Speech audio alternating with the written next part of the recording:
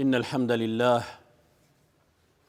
نحمده ونستعينه ونستغفره ونعوذ بالله من شرور أنفسنا وسيئات أعمالنا. من يهده الله فلا مضل له ومن يضلل فلا هادي له، وأشهد أن لا إله إلا الله وحده لا شريك له، وأشهد أن محمدًا عبده ورسوله صلى الله عليه وعلى آله وصحبه وسلم تسليمًا كثيرًا إلى يوم الدين. يا أيها الذين آمنوا اتقوا الله حق تقاته ولا تموتن إلا وأنتم مسلمون. يا أيها الناس اتقوا ربكم الذي خلقكم من نفس واحدة وخلق منها زوجها وبث منهما رجالا كثيرا ونساء، واتقوا الله الذي تساءلون به والأرحام إن الله كان عليكم رقيبا. يا أيها الذين آمنوا اتقوا الله وقولوا قولا سديدا يصلح لكم أعمالكم ويغفر لكم ذنوبكم، ومن يطع الله ورسوله فقد فاز فوزا عظيما. أما بعد، فإن أصدق الحديث كتاب الله تعالى، وخير الهدي هدي محمد صلى الله عليه وعلى آله وسلم، وشر الأمور محدثاتها، وكل محدثة بدعة، وكل بدعة ضلالة، وكل ضلالة في النار. أما بعد، فيا أيها الناس عباد الله، اتقوا الله سبحانه وتعالى وراقبوه مراقبة من يعلم أن الله يسمعه ويراه. واعلموا أرشدكم الله إلى كل خير أن خير زاد يبلغ إلى رضوان ربنا عز وجل هو تقوى الله. أيها الناس، تفقهوا في دين الله، تفقهوا في دين الله عز وجل لتعبدوا الله على بصيرة، فإنه لا يستوي الذين يعلمون والذين لا يعلمون. ومن يرد الله به خيرا يفقهه في الدين. فالفقه في دين الله عز وجل نور يسير به العبد إلى ربه عز وجل في عقيدته وعبادته وفي أخلاقه ومعاملته. قال النبي صلى الله عليه وعلى آله وسلم: طلب العلم واجب على كل مسلم، فإن التفقه في الدين من أفضل الأعمال، وهو علامة الخير. قال صلى الله عليه وعلى آله وسلم: من يرد الله به خيرا يفقه في الدين. وذلك لأن التفقه في الدين يحصل به العلم النافع الذي يقوم عليه العمل الصالح. قال الله تبارك وتعالى: هو الذي أرسل رسوله بالهدى ودين الحق. فالهدى هو العلم النافع، ودين الحق هو العمل الصالح. وقد أمر الله سبحانه وتعالى نبيه صلى الله عليه وعلى آله وسلم أن يسأله الزيادة من العلم، فقال الله تبارك وتعالى: وقل ربي زدني علما. قال الحافظ ابن حجر رحمه الله تعالى: وهذا واضح الدلالة في فضل العلم، لأن الله لم يأمر نبيه صلى الله عليه وعلى آله وسلم بطلب الازدياد من شيء إلا من العلم. وقد سمى النبي صلى الله عليه وعلى آله وسلم المجالس التي يتعلم فيها العلم النافع برياض الجنة، وأخبر أن العلماء هم ورثة الأنبياء. Serviteurs et servants d'Allah, Craignez Allah tabaraka wa ta'ala le Très-Haut en accomplissant ce qu'il vous a ordonné et en délaissant ce qu'il vous a interdit. Étudiez la religion d'Allah. Recherchez la science afin d'adorer Allah subhanahu wa ta'ala avec clairvoyance. Car certes, ceux qui savent et ceux qui ne savent pas ne sont pas égaux. Et celui à qui Allah veut du bien, il lui enseigne la compréhension de la religion.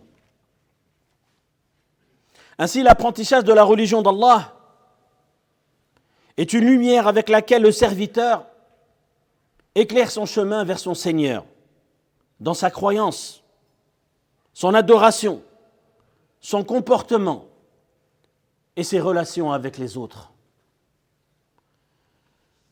Comprendre la religion est certes l'une des meilleures actions. Rechercher la science est l'une des meilleures actions. Et c'est une preuve de bien. Quelle en est la preuve? En effet, le prophète alayhi salatu wassalam a dit « Man yuridillahu bihi khayran yufaqihu fid-din » Il a dit alayhi salatu wassalam, celui à qui Allah veut du bien, il lui fait comprendre la religion. Le hadith a été rapporté par l'imam al-Bukhari ainsi que par l'imam Muslim. C'est un indice qui montre qu'Allah veut pour toi du bien. Si tu recherches la science, si tu restes aux assises qu'il y a dans les mosquées, si tu recherches la science dans un endroit où on peut étudier la science religieuse, c'est une alamat al-khayr, un signe que tu es dans le bien, un signe qu'Allah veut pour toi du bien. Et les savants ont dit qu'il faut aussi comprendre le contraire. Si tu fuis les assises de science, c'est qu'Allah ne veut pas pour toi du khayr. Et si Allah ne veut pas pour toi du khayr, il va falloir que tu te remettes en question. Car cette chose, le fait que tu fuis les assises, montre qu'il y a quelque chose qui va mal au niveau de ton cœur. Man yuridillahu bihi khayran yufaqihu fid-din. Celui à qui Allah veut du bien, il lui enseigne la religion. Ceci car c'est la compréhension de la religion qu'on a, c'est avec la compréhension de la religion qu'on acquiert la science bénéfique, sur laquelle sont basées les actions pieuses. Allah tabaraka wa ta'ala dit dans le sens du verset, c'est lui qui a envoyé son messager avec la guidée et la religion de vérité. La guidée, c'est la science bénéfique, al-ilm nafi'. Et la religion de vérité, ce sont les actions pieuses, al-amal salih. Et Allah subhanahu wa ta'ala, mes chers frères, ordonna à son prophète alayhi salatu wassalam de lui demander, de lui rajouter en science. Allah tabaraka wa ta'ala a dit dans le sens du verset, et dit, en parlant à son prophète alayhi salatu wassalam, et dit, ô mon Seigneur, augmente mes connaissances. Il lui a pas dit de dire, augmente mes biens, ou augmente le nombre de mes enfants, ou autre chose parmi les choses mondaines. Non. Il lui a dit, ô mon Seigneur, il lui a dit de dire, ô mon Seigneur, augmente mes connaissances. Al-Hafid ibn Hajar, le célèbre savant, rahimahullah, a dit, c'est une preuve claire du mérite de la science.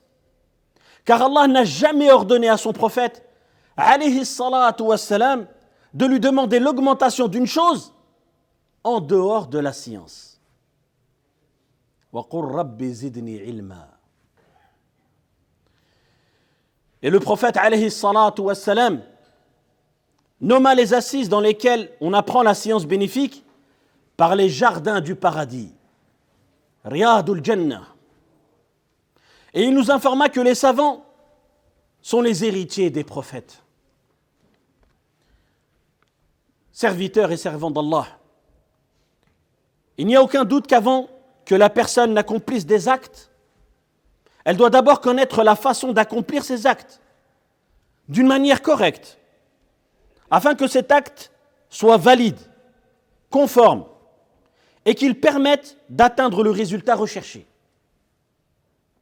Comment une personne peut-elle adorer son Seigneur?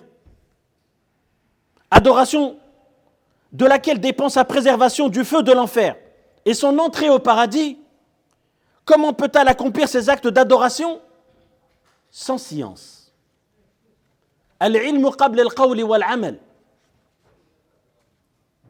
L'imam al-Bukhari, rahimahullah ta'ala, dans son livre Sahih al-Bukhari, a nommé un chapitre « La science avant la parole et l'acte ». La science doit précéder les paroles et les actes.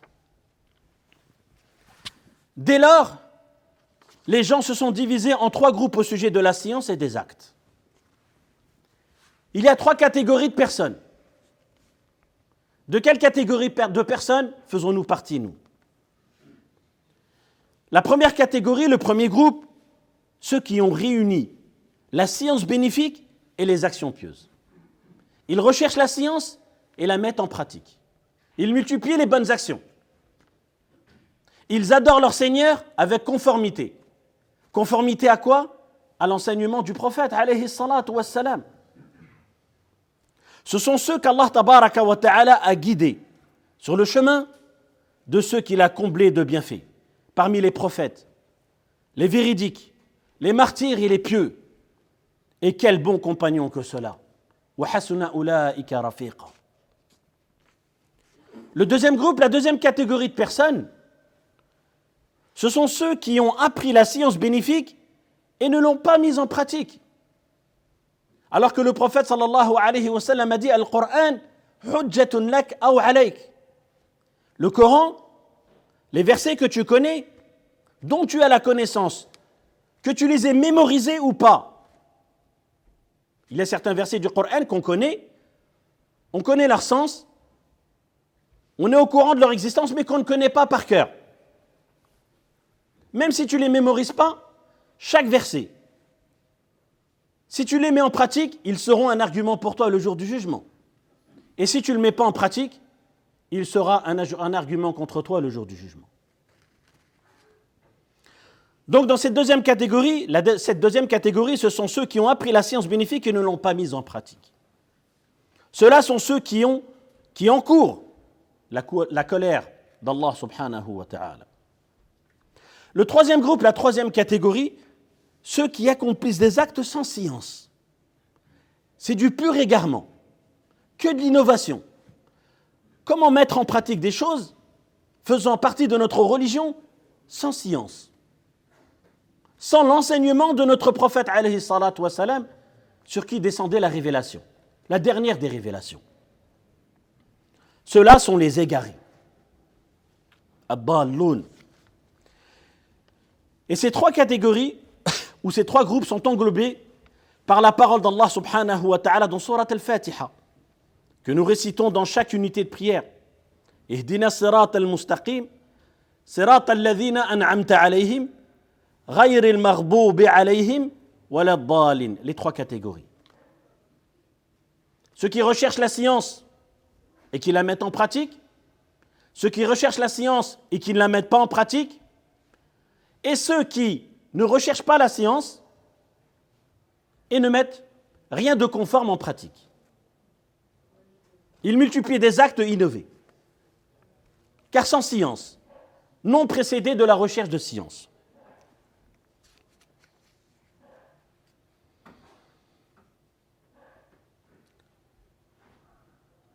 Donc dans le sens du verset, Allah tabaraka wa ta'ala a dit dans Surat al-Fatiha,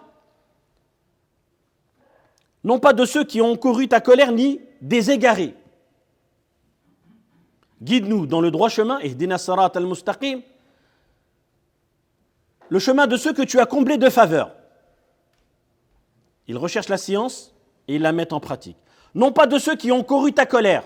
Ils recherchent la science mais ne la mettent pas en pratique. Ni des égarés. Ils ne recherchent pas la science. Et mettent des actes innovés en pratique.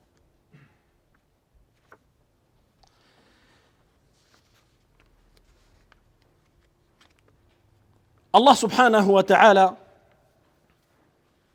nous a montré la sagesse qu'il y a dans l'obligation de réciter cette sourate al-Fatiha, dans chaque unité de prière, que ce soit dans nos prières obligatoires ou surérogatoires. Cela est dû à ce qu'elle renferme comme magnifique secret, parmi lesquels cette grande invocation. Qu'Allah nous accorde d'emprunter le chemin de ceux qui ont acquis la science bénéfique et qui ont accompli les actions pieuses, qui est la voie du salut dans ce bas monde et dans l'au-delà. Et qu'il nous écarte de la voie des damnés, qui se sont montrés négligents dans l'accomplissement des actions pieuses ou dans l'apprentissage de la science bénéfique. Et sachez, serviteurs et servants d'Allah, que pour comprendre la science bénéfique et méditer dessus, il faut s'appuyer sur le Coran et la Sunna, tout en s'aidant des enseignants conseillés, des livres de tafsir, d'explications du Coran et d'explications de hadith, des livres de fiqh, des livres d'unicité, de tawhid, de aqida, des livres de grammaire et des livres d'arabe, langue dans laquelle fut révélé le noble Coran. Car certes, l'étude de ces livres est la voie menant à la compréhension du livre d'Allah et de la sunna de notre noble prophète Mohammed sallallahu alayhi wa ala alihi wa sallam. Ainsi, il t'est donc obligatoire, afin que ton acte soit valide, d'apprendre ce par quoi ta religion sera droite, au sujet de la prière, du jeûne, du pèlerinage, d'apprendre les règles régissant la zakat de tes biens, ainsi que d'apprendre les règles régissant la zakat, ainsi que d'apprendre, les règles liées aux transactions qui te permettront d'acquérir ce qu'Allah t'a permis et de t'écarter de ce qu'Allah tabaraka wa ta'ala t'a interdit, afin que tes gains soient licites, halal, que ta nourriture soit licite aussi, halal, et pour que tes invocations, ainsi, soient exaucées. Tu as donc grandement besoin d'apprendre tout cela. Et c'est facile, avec la permission d'Allah, à partir du moment où tu as pris de bonnes résolutions et que ton intention est bonne. Lorsque le prophète alayhi salatu wa salam dit que la recherche de la science est une obligation pour chacun d'entre nous, est-ce que cela veut dire que chacun d'entre nous doit aller dans une université islamique et étudier l'islam? La réponse est non. Et d'ailleurs, cela serait impossible. Ce qui est voulu dans ce hadith, c'est que chacun d'entre nous a pour obligation d'apprendre, de rechercher la science lui permettant d'adorer correctement son Seigneur tous les jours. C'est cette science qui est obligatoire. Et c'est dans les mosquées qu'on recherche ces sciences-là. En assistant aux assises, aux prêches du vendredi, etc., etc. Veille donc à lire des livres bénéfiques et à contacter les savants afin de les interroger sur ce qui te pose problème et à apprendre d'eux les règles de ta religion. De même, tâche d'assister aux assemblées et aux conférences religieuses qui ont lieu dans ta mosquée et ailleurs. Ainsi, si tu désires ardemment ces bons outils et que tu les suis, tes connaissances accroîtront, augmenteront et ta clairvoyance sera éclairée. أقول ما تسمعون وأستغفر الله لي ولكم ولسائر المسلمين من كل ذنب فاستغفروه إنه هو الغفور الرحيم.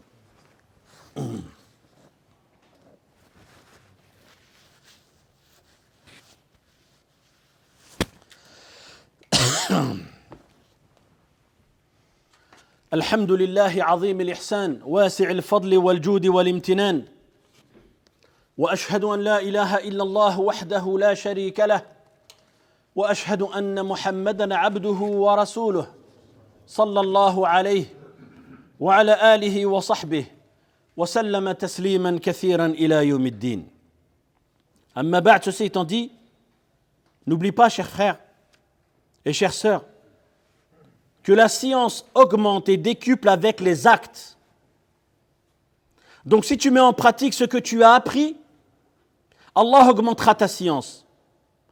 Comme le dit le proverbe, l'adage, quiconque met en pratique ce qu'il sait, Allah lui fera hériter la connaissance de ce qu'il ignorait. Et cela est appuyé par la parole d'Allah subhanahu wa ta'ala. Lorsqu'il dit, dans le sens du verset, et fait preuve de piété vis-à-vis d'Allah, alors Allah vous enseigne. Et faites preuve de taqwa vis-à-vis d'Allah, alors Allah vous enseigne et Allah est omniscient. Wattaqullah wa yu'allimukumullah. Soyez pieux, mettez en pratique ce que vous connaissez et Allah vous apprendra sa religion. Et Allah voudra pour vous du bien. Man yuridillahu bihi khayran yufaqihu fid-din. Et la science est ce qui mérite le plus qu'on lui consacre du temps. Et c'est dans son acquisition que se concurrencent les gens raisonnables. Car c'est par elle que les cœurs vivent et que les actes décuplent. Et Allah subhanahu wa ta'ala a fait l'éloge des savants qui mettent en pratique ce qu'ils ont appris et a élevé leur rang dans son livre manifeste. Le Très-Haut a dit dans le sens du verset, dis, ya Muhammad, sallallahu alayhi wa sallam, dis, sont-ils égaux, ceux qui savent et ceux qui ne savent pas? Seuls les doués d'intelligence se rappellent. Et il a dit subhanahu wa ta'ala dans un autre verset, dans le sens, Allah élèvera en degrés ceux d'entre vous qui auront cru et ceux qui auront reçu le savoir. Allah est parfaitement connaisseur de ce que vous faites. Ainsi, Allah tabaraka wa ta'ala a démontré le mérite de ceux qui ont reçu la science accompagnée de la foi, al-iman. Puis, il a informé qu'il était parfaitement connaisseur de ce que nous faisons et qu'il est bien informé. Et ce, afin de nous faire comprendre qu'il faut que cette science soit accompagnée d'actes. Il faut qu'elle soit accompagnée d'actes en même temps. Et que tout cela émane de la foi, al-iman, et de l'appréhension, de la peur, de la colère d'Allah subhanahu wa ta'ala. أسأل الله سبحانه وتعالى أن يمدنا وإياكم بالعلم النافع. اللهم ارزقنا علما نافعا. اللهم ارزقنا علما نافعا. اللهم ارزقنا علما نافعا. يا رب العالمين. Un enfant est à l'hôpital et sa maman nous demande de faire des doigts pour lui. Il s'appelle Ibrahima. أسأل الله سبحانه وتعالى بأسمائه الحسنى وصفاته العليا أن يشفيه شفاء كاملا.